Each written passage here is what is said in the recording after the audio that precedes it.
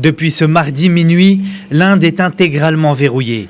Plus d'1 milliard d'habitants sont désormais confinés chez eux.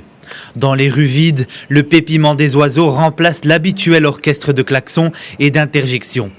Les avions sont cloués au tarmac, les trains ne roulent plus, le service de bus est devenu squelettique. Les différentes régions du pays de Mahatma Gandhi ont scellé leurs frontières afin d'éviter la propagation du virus à la faveur des déplacements de la population.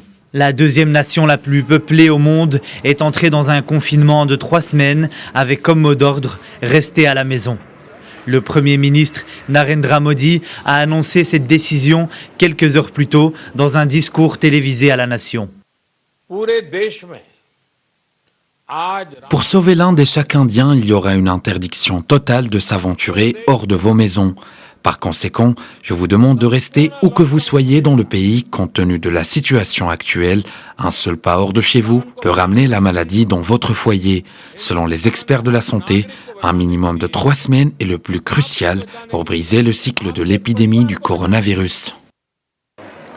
De leur côté, les États-Unis ont recensé mardi plus de 700 morts et 53 000 cas officiellement déclarés de Covid-19.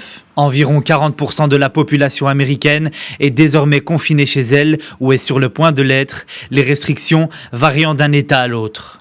Le président américain Donald Trump estime que le confinement d'un pays comme le leur peut le détruire et que les citoyens américains devraient retourner au travail dès la mi-avril afin d'éviter des pertes économiques immenses. J'aimerais remercier le peuple américain pour les sacrifices incroyables qu'il fait au nom de la nation. Comme je l'ai dit plus tôt aujourd'hui, j'espère que le travail pourra reprendre d'ici Pâques. Je pense que ce serait une très bonne chose pour notre pays.